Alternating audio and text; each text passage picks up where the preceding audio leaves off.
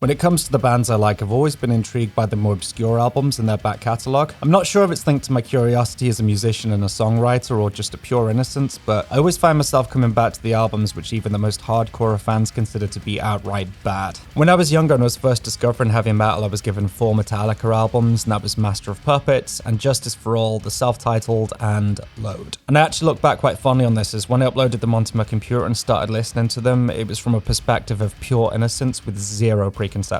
I had no internet to tell me what was good, what was bad, what's best, what's worse. All I knew is I was hearing heavy music and I was loving it. And obviously what was included in that music was what was considered to be one of Metallica's worst, or at least polarizing albums, Load. Now, as I started learning more about music going forward, I was even more intrigued by this album as it was full of choices and decisions from the band that I hadn't heard them make up until this point. It stood out as different. Everything was different. The production, the riffs, the artwork, the image, and I was fascinated by what series of events may have led the band to being in such a different mindset for that era, and thus leading them to put out music that was so different for them. So moving on to when I was discovering other bands, the intrigue of the less liked albums always remained for me. Now, as most of you know, I'm a huge Bullet For My Valentine fan, and on the 11th of February 2013, they released their 4th album, Temper Temper, and well, I think you guys know the rest. What's interesting is it almost felt like there was an atmosphere around this album before it even dropped, and ever since it's been considered to be a low point in the band's career. So today I want to do a deep dive into this album and see if we can decide together on whether this album really deserves the hate it gets, or if it's just plain misunderstood.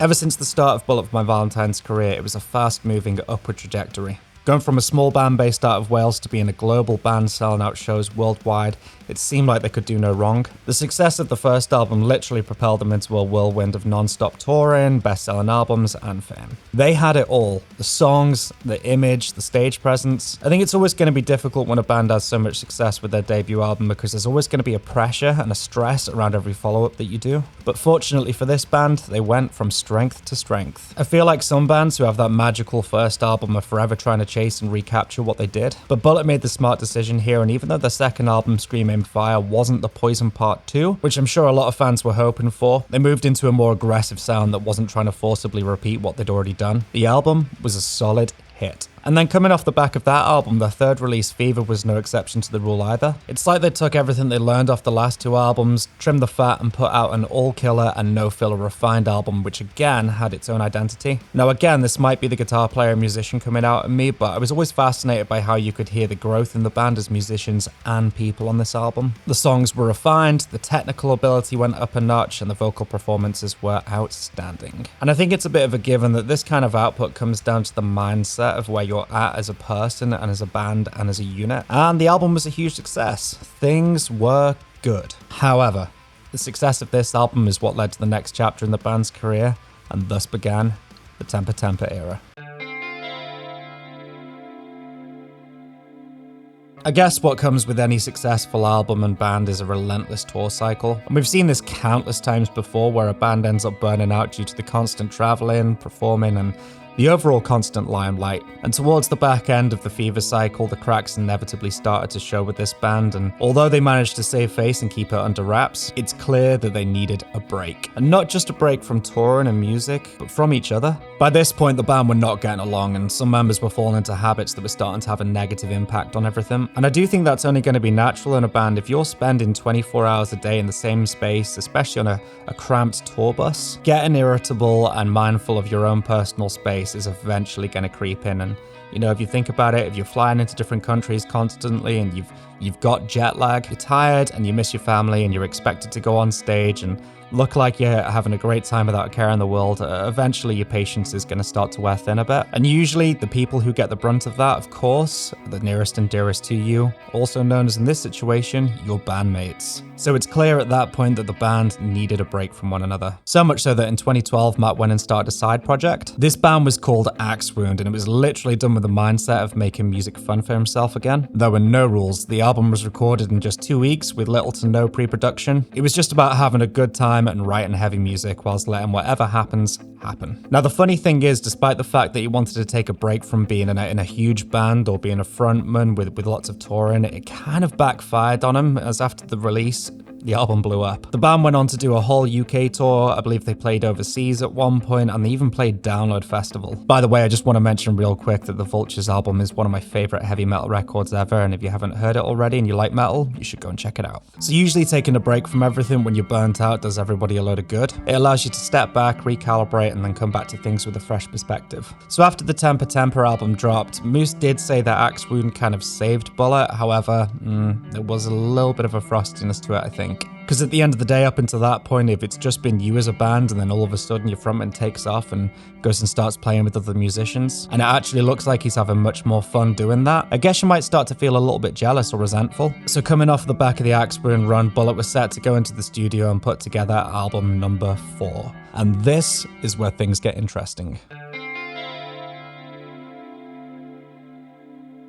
All bands have different approaches when it comes to recording albums. Some write together, some demo at home alone, and then others have one person just doing everything. However, what Bullet chose to do this time was a little bit more of a statement and completely different to what they'd always done. Matt and Moose left Padge and Jay at home whilst they took off to Thailand with their producer to start writing together. So it's clear that whatever was going on behind the scenes, people were not getting on, and in recent years, Jay has gone on record about how he was battling with certain personal problems around this time which was causing issues. Moose even said in a post-release interview, "I wasn't in the right frame of mind to be writing and recording an album. Me and Matt were getting on, but I felt bad for Padge and Jay." Padge also shared his thoughts later on, saying, "Being told over email that you're not going to record an album with your band, I was confused, hurt, and I just didn't understand it." And then Matt chimed in on the same interview saying, "When things need to be done, I'm not afraid of making decisions that aren't going to be popular. There were certain things going on that people needed to sort out, and at the same time, we needed to get the work done." So despite the tumult within the band being a major factor, I do think this is just one of the reasons why I think this album came out the way it did. But before we get into that, let's have a brief overview of the things that fans didn't like about this album and why it's considered to be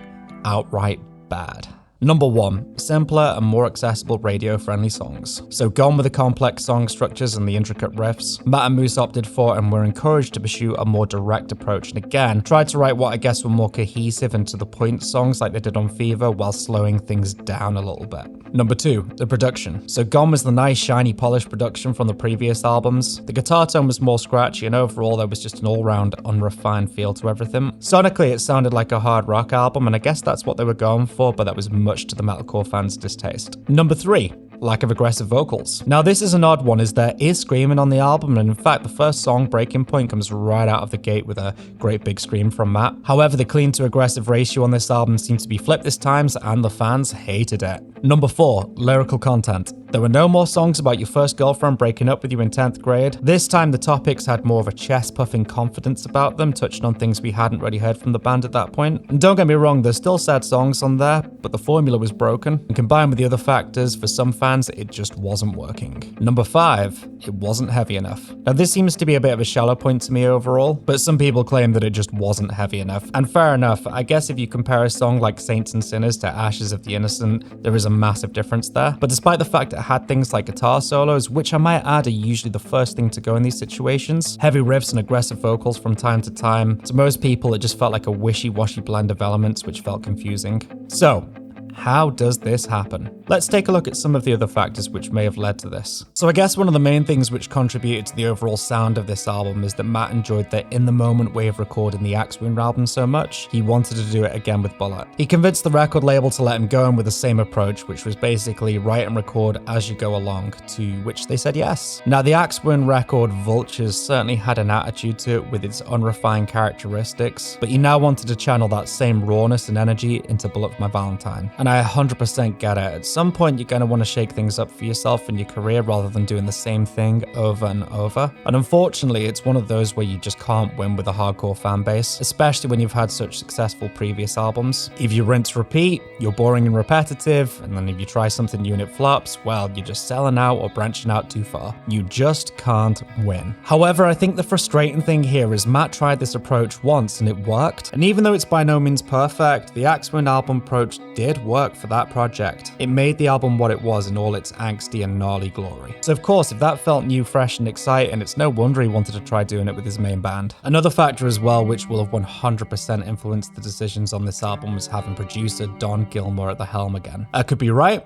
I could be wrong, but I do feel as though he wanted the band to make a commercially successful album this time round across multiple platforms. And the band actually went on record after Fever dropped and said they weren't used to him picking apart their songs and telling them what to do. However, Fever was a huge success. That album put the band in arenas, so why would you question the same process the next time round? So I guess the idea of Matt ditching his signature pedal point guitar style in exchange for bouncy single note riffs and slowing things down was probably encouraged by Don in order to get more of that commercial sound going. I think another reason why the album was so confusing for many was this strange blend of new elements whilst trying to get some of the old ones in here and there. And this is really apparent with a song like Riot, and this song is arguably the most polarizing on the album. The song itself is a basic rock song and too basic for some with that staccato riff going on, but the presence of an OG blistering solo from Padge, which seems to come out of nowhere, really muddies the waters here. And this is my point. Regardless of what we all think about Riot, it's non-committal. Fine. Go for the whole hard rock approach and strip everything down if that's what you're feeling, but commit to the idea and don't worry about reminding us of who you are mid-song and going full on metal out of nowhere. It's jarring and it muddies the waters. The same can be said of the intro track, Breaking Point. Now, Breaking Point is a really cool song in a lot of ways. It's got that cool machine gun riff, it's got a solo that really fits the song and a very catchy chorus, but man, when it grinds to a halt and we go into those bouncy poppy verses, I think you guys get my point here. Again, it's an element that works, just maybe not in this context. So again, my issue here is not so much with the direction taken as I actually liked this album when it dropped. And that comes around to me just liking the band and listening quite innocently like I mentioned at the start of this video. My issue here is that there seems to be a lack of commitment to the style that they were going for. And who knows, maybe this was a result of Matt and Don bashing heads again, trying to maintain the band's identity but at the same time conquer uncharted territory in the process. Regardless of everybody's opinion and preference, the mission statement seemed to be a hard rock album, which Matt did mention in later interviews. Songs like Truth Hurts, Prisoner of War, and even Temper Temper keep to the formula rather well. Simple songs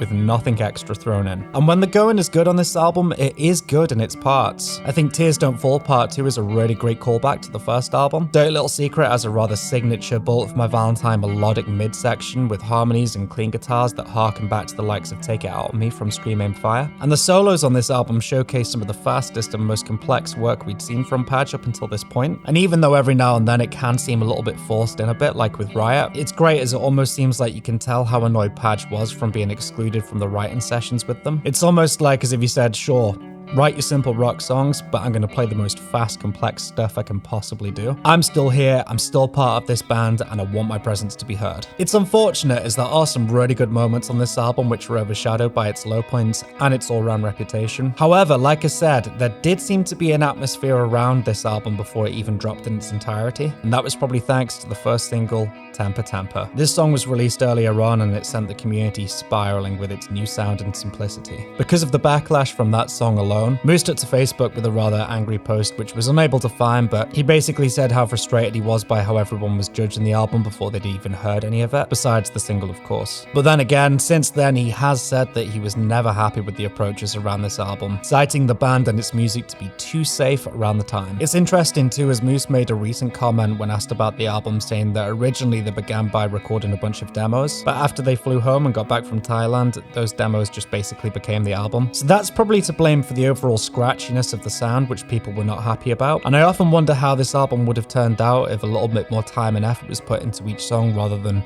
basically putting out what may have been the first take of everything. Now, as the speculation continued around this up-and-coming and apparent radio-friendly album, the band put out a short series of videos showcasing certain sections of the songs with elements that they thought people would want to hear, but they were almost like a response to this backlash. One was titled Screams, another one was titled Solos, and it was almost like a don't panic, it's still us response. And I think it's quite sad actually that the band must have felt like they were having to defend the album before it was even out, and Matt even said later on that the project was tainted before it even began. So all this was interesting to me as a lot of it was a result of the internet and social media starting to play a role in a band's career. Around this sort of 2012, 2013 period, things like Twitter really started to blow up. It was starting to become expected of you to constantly post, share what you were doing, and interact with the world. You couldn't just disappear for a year anymore and record an album behind the scenes scenes for fear of not staying relevant. Back in the day, you'd record an album behind the scenes and maybe do some pre-release magazine or phone interviews, but now fans were able to have an awareness of what you were doing. And I just don't think the band were used to having fans poking around at that point. As far as the albums go, before now you'd have a couple of pre-promo interviews to go off of, maybe one single, but then you'd have to go and buy the album to make your mind up.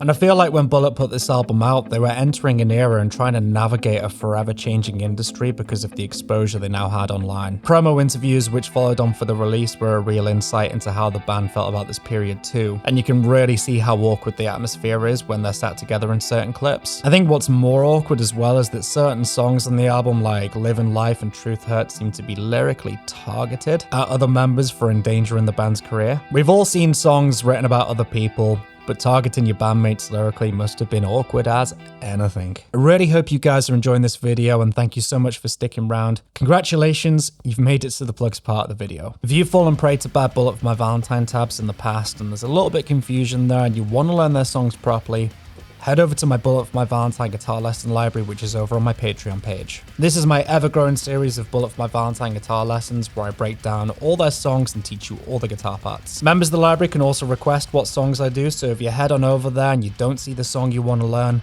get yourself signed up, put your request in, and you'll get full priority on what I do. The lessons are also available for one-off purchase on my Patreon shop too, so you can just buy the lessons outright if that's what you want rather than signing up monthly. Members also get access to the isolated stems for each song that I do, so that's guitars, bass, drums, and vocals, as well as access to my quick lesson series, which are more just general guitar lessons where I share my love of guitar theory and other things. So yeah, this is 100% the best way that you can support me and what I do, other than hitting like and subscribe, of course. So if you want some Bullet For My Valentine guitar lessons which are in-depth and as accurate as I can possibly get them, head over to my Patreon page and see what's over there. It's a fact that most people don't like change, myself included on that one actually, but especially when it comes to bands. Maybe we're holding on to the nostalgia of when we first heard their music and how it made us feel at the time, what it stood for in our lives and how it impacted us as people. However, this was not the Bullet For My Valentine you grew up with. The band were all grown up now. Gone was Matt's long straight hair in exchange for a stylish shortcut. His signature Jacksons were nowhere to be seen in exchange for BC Rich customs. Gone with the cinematic MTV-esque videos in exchange for, well, this that you're seeing now. And then of course the new elements on the album itself, which we've talked about extensively up to this point, topping everything off. However, I will say all of this is more than fair and justified, right? People get older, they want to try new things, people want to shake things up. And as silly as it seems, image does play a huge role in being a band. It's almost like branding. However, people get so hooked on that branding that if you change it because you feel like playing a new guitar or you're sick of your hair getting your face live so you cut it off, it's considered to be an absolute betrayal. Change is natural as humans, and especially if you work in a creative industry. When you've done something so well for such a long period, you're faced with two decisions in order to progress forward. Do we rinse, repeat, or do we try something new? I really respect Bullet here for going with the latter and challenging themselves in what was already a rather difficult time. And if you think about it, since the day they blew up, their lives were absolutely consumed by being in this band. It was non-stop album, tour, and eventually after all that success, you are going to take a step back around that sort of fourth album period and say, wow, how did we get here? And where do we go from here? How do we keep things fun and interesting for ourselves? How do we get along as bandmates? How do we survive in this ever-changing industry? And I believe the answers the band found to those questions were in a complete shake-up of everything. The sound, the style, the instruments of choice, the image. These are all things that are going to keep it interesting and fun for you as a person and a creator. However, the big issue with that is always going to be that it may feel good for you, but not your audience. So again, it's one of those where you can't win either way. So despite the mixed reception to this album, it did seem to do well in its own way. The singles were played on daytime radio, the follow-up tour was as strong as ever, and the band continued to play worldwide. However, soon after the album's release and the backlash, the band quickly re-entered the studio as a full band this time and put together Raising Hell, a song which almost felt like it was somewhere between an apology and a statement of, we can still do this, we can still write heavy music. So, How do we put this album to bed then? Going back to my original point of when I was first discovering music, I just seemed to enjoy each album for what it was. And when this album dropped, I actually enjoyed it. I wasn't spoiled by a plethora of music that I had access to on the internet. This is what was new.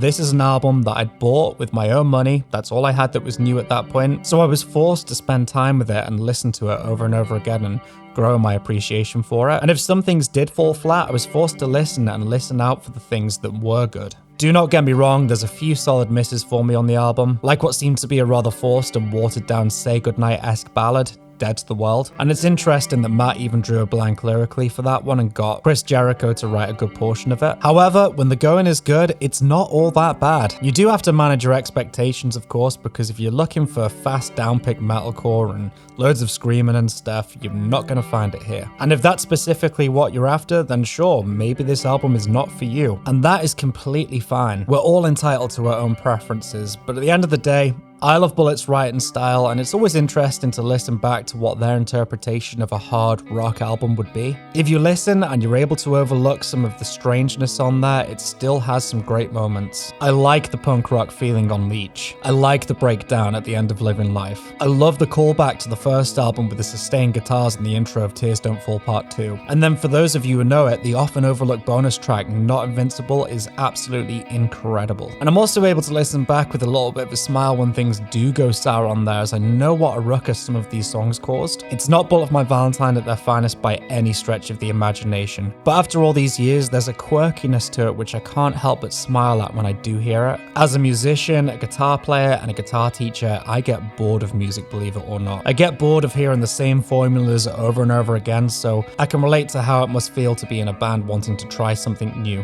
And we've seen it time and time again with other bands. Sometimes it works, and sometimes it doesn't. And it's only natural that a band is going to have its low points as well as its highs. I think it's important to think situationally about this album when you hear it. Think about how the dysfunction between members affected the headspace of the band and thus affected the music. Think about the pressures from a big producer trying to get you to go down a more radio-friendly route whilst trying to maintain your identity as a band. Listen to the frustration Matt felt with some of his bandmates in the lyrics. Wince and smile at that odd riff in Riot or the cringy lyrics in Dead to the World. And if you can approach the album from that angle, I think you might be able to see it has an odd bit of a charm to it in all its inconsistent ropiness. I really hope you guys enjoyed this little trip back with me today. It's fun to look back on the different points in one of your favorite band's careers, so I'm really looking forward to discussing it further with you guys in the comments. So be sure to let me know what you guys think down below. Is this album misunderstood, or is it just plain bad? Now's the time to have your say. Thank you so much for watching, and be sure to hit the like button if you enjoyed this video, and until next time, I will see you all in the next one. Take care, guys. Peace.